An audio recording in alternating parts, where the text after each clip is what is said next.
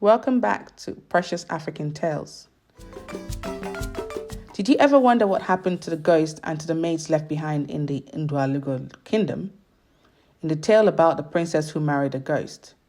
Well, get comfortable as we find out together what happened to the princess who married a ghost in the second part of the folklore. As the daisy and the eagle soared towards the horizon in the moonlit night sky, leaving Ezena's village far behind, a shadowy figure stirred amidst the darkness.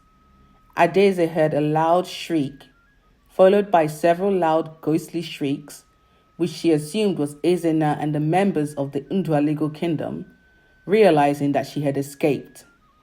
Their plan to feast and jubilate while they boiled her alive to make her a beautiful ghost bride for their king was in tatters. Princess Adaeze cried in relief as the eagle soared higher, taking her away from the ghostly village and hopefully back to her parents and the safety of her kingdom. She was sad she was not able to take along her maids. Oh, Chika, she sighed. She hoped and prayed they remained safe and planned to somehow come back for them. Just let her get home first. Ezena was furious and heartbroken. He really thought Adaeze had fallen in love with him as he had with her. He watched as Adaeze soared away on the back of an eagle. He turned away and floated towards Adaeze's maid's hut. He had to find a way to get back to her. He loved her. He actually loved her more than she knew. If only he wasn't a ghost bound to the earthly realm by a curse. Ezena, the ghost of the night, was consumed by a love that transcended the boundaries of mortality. He could not bear to let his beloved princess slip away. With an unnatural wind, he entered the maid's hut. The maid Chika was petrified. Where has she gone? When Ezena was angry, he was scarier. In her terror, she was unable to answer his questions and fainted. The other two maids were hysterical with fright and made no sense with their babbling. Ezena gave up with his questioning. Maybe this isn't the right time to question them, he said to himself. His questions made no sense. How were they to know she would leave on the back of an eagle? After all, they were left behind. Being the current king of Ndwalugo kingdom, he asked that his servants attend to the maids and make sure they were comfortable, as they will be here for a long time. He then called a council meeting for the next day to decide on what to do next. Adaeze is mine, and there was nothing to stop him. But how would he get back to her village in his current form? The cost of obtaining the number of human forms in order to travel to Ngwa Kingdom the first time was exorbitant, and now they had to start all over again? With a sorrowful lament that echoed through the night, he floated to the council chamber, his ethereal form shimmering with a newfound determination. Adaeze had dozed off on the eagle's back, but felt that they were descending. From up there, she spotted what she thought was the outline of her town square. The central fire was lit as usual, with adults gathered sharing stories and making plans, as they usually did at this time of night. Unmeasurable joy welled within her heart as the eagle began its descent to the square. On approach, she could see panic in the eyes of the villagers as they hurried to get away from the huge bird. With a graceful swoop, the eagle landed, lowered its head and the left side of its body for Adaeze to disembark, to the exclamation of surprise emanating from the villagers.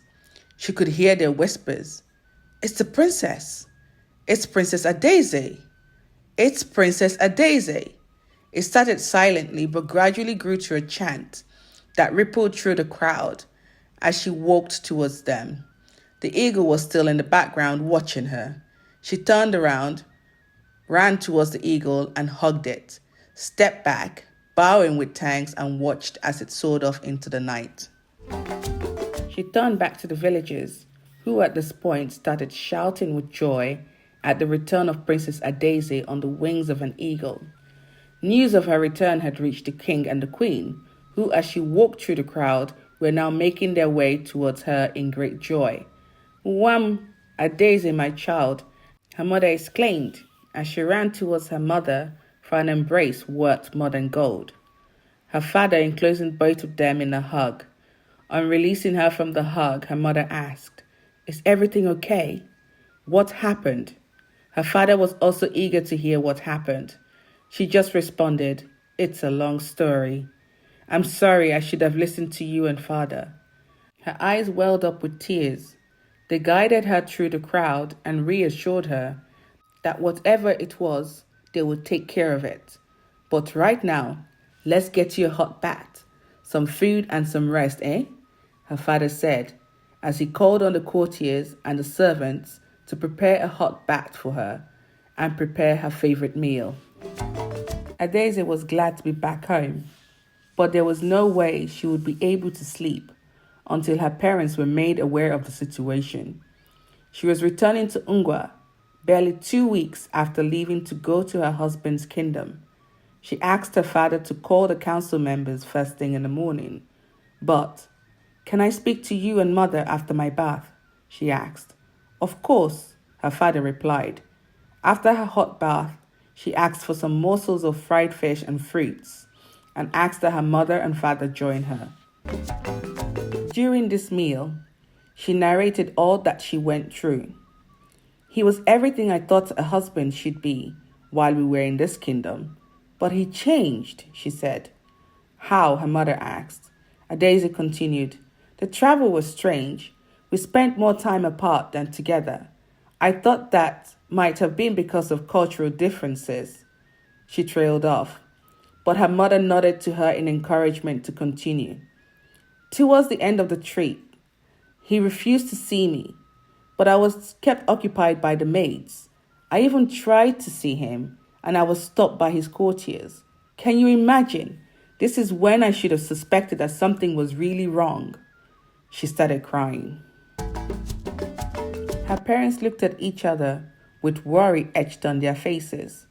Her mother sidled over to her and took her hands to comfort her. "What happened, Adaeze? Gini mere?" Her mother asked, now worried. "Nnem, obonye mwo," she whispered, barely audible to her mother, who was seated right next to her. Her father leaned forward to hear what his daughter was saying. Her mother leaned closer to her. "What did you say, my daughter?" she asked. Adaeze repeated what she said. "Obonye mwo, he was a ghost." At this point, she bursted out crying. Her mother jumped up from her seat, almost in unison with her father, both exclaiming, "Ghost! Guinea! Chai!" at the same time. Princess Adaeze was now fully crying. Her mother came back to her, hugged her in an embrace and said, "Don't worry, we will find a solution," looking up to her husband for reassurance. After this, Adaeze excused herself and went to bed, knowing that tomorrow morning she would have to narrate this whole thing again to the council members. The next morning, Adaeze could scarcely believe she was back home safe. After 7 days of living with ghosts and almost being boiled alive, she was still worried about her maids that she left behind. After the events of the night before, the village was abuzz. Why did the princess return? And why on the wings of an eagle? Were questions everyone wanted answers to. A meeting of the council members was called by the king. Princess Adaeze was asked to be present. She narrated to the council of elders all that happened, narrating in great detail the plan to boil her alive according to Ezenna's custom before she could be considered married to him. She also told them how it came to be that she returned on the wings of an eagle. The village seer, who was also present, nodded knowingly and said, "A heart as strong as an iron does not bend easily." Adaeze wondered what that meant, and so did the council members, but the seer refused to go into much detail, but asked that Adaeze come see him in 2 moons' time, and left. The rest of the council wondered what to do next.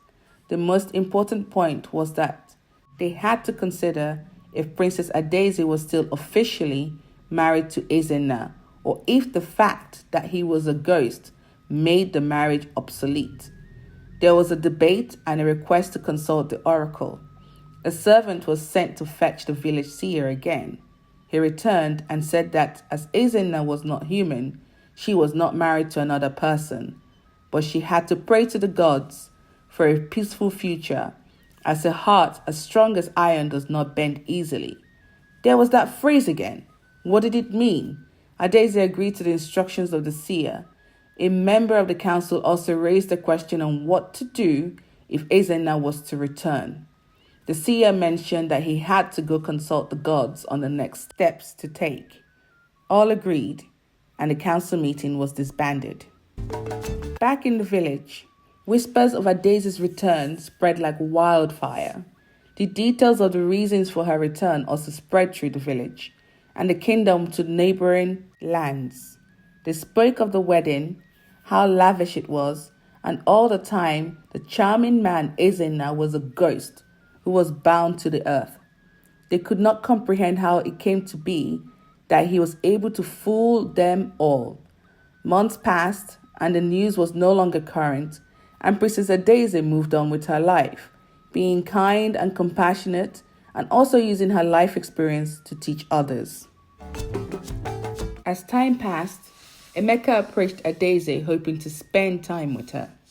Adaeze, first reluctant due to the circumstances of her return, subsequently agreed after some conversations with her mother, who noticed the number of times Emeka visited to check in on Adaeze. Her mother called her aside one evening for a quiet word. Adaeze, what do you think about Emeka? Her mother quietly asked. It's just that I have noticed him calling to see you, and you have been avoiding him, she continued. Adaeze looked down, avoiding her mother's gaze. Her mother approached her, holding her chin to raise her head. There is a saying that all errors are amendable. So, my daughter, do not deny yourself happiness because of one mistake. You can still keep your heart open. That is all I will say for now. She stroked her hair, smiled, and walked away. Adaeze took the time to reflect on what her mother said. The next time Emeka called the family home to see her, she welcomed him, and from then on, they spent time together. 3 or 4 times a week. She gradually opened up to him, and the promise he made to her when he first came for her hand in marriage was true. He was patient with her, gave her time to get over the hurt she experienced with Ezenna. Eventually, she began to tell him about her experience. Emeka, I never suspected he was a ghost. Can you imagine? I am sorry for what happened, for choosing him. Her voice trailed off. Emeka glanced at her lovingly. Adaeze, you were not to know. None of us knew. He paused to consider his next words. You are a kind-hearted woman who was open to an adventure. Is it bad that I'm glad that you were back with us and it didn't work out? With a grin on his face, Adaeze raised her face to look at him and started laughing. It's true. She was glad to be back home with familiar people and familiar environment. She thought to herself, being charmed by a ghost wasn't all that it was cracked up to be. Emeka, suddenly serious. Adaeze, my princess, will you be open to loving me? Obim, he asked, looking at her. She knew this was coming, hoped even, and was very happy to hear it, coming from Emeka. They were friends, and she now loved him dearly. She agreed to marry Emeka, steadfast and loving Emeka, who was well regarded by all. Having gotten the go-ahead from Adaeze, Emeka asked to meet with the king and queen to officially ask for Adaeze's hand in marriage. They were elated, and Adaeze was looking forward to being Emeka's wife, getting involved in the affairs of her own kingdom, not being too far from her parents. As per their custom, Emeka and Princess Adaeze had to meet with the seer again to set a wedding date. The queen was especially pleased to see her daughter happy again. They proceeded to meet with the seer, who asked her for Adaeze to live a full and happy life with Emeka, despite whatever the future holds for them. Adaeze was to complete some tasks, one of which was to go to the forest and ask the gods for their blessing to marry Emeka, due to her history with Ezenna the ghost. Adaeze was more than happy to perform the ritual. On the appointed day, she got dressed in a humble yellow attire and carried the bowls of meat, fruits, and food and took the walk to the forest led by the seer. They both made their way to the biggest tree in the forest, where she laid the items at the base of the tree and knelt down. The seer poured libation to the gods and beckoned for their protection over the princess. When complete, the seer assured Daisy that a wedding date can be set and she need not fear the return of Ezinna. She was happy to hear that. No chance of Ezinna's return. On her return to the palace to a set of anxious parents, Princess Adaeze ran in and hugged her mother. She exclaimed, "The gods have given her protection and go ahead. I can marry Emeka." Next day, a date was set. They were to get married in a month's time. The village was abuzz with excitement of another royal wedding, and this time to one of their own, the farmer, Emeka. Princess Adaeze was very happy. The preparations made her remember her maids, who were still at the Ndwalago kingdom. The village elders had sent a troop of hunters to try and find that kingdom with no success, but the seer assured them that the maids were still alive. The wedding was a great celebration. The village was very happy. They ate, drank, and Princess Adaeze and Emeka pledged to love one another and declared married.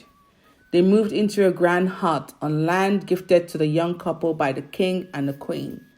On getting into their new home, Emeka hugged Adaeze, scarcely believing that he was married to Princess Adaeze. Now married to Emeka, Adaeze took on a role of advising the young within the community and keeping her home. Almost 2 years after her return, she was walking through the market square on her way to buy udara, something that she had been craving. Emeka had asked that he go buy it for her so she could rest, but she insisted on going by herself. Walking through the square, she was greeting people, and she thought she caught the sight of a man who looked and walked remarkably like Ezinna. She remembered the gait and the pose, but he disappeared. She ran back home to Emeka in a panic. I saw him.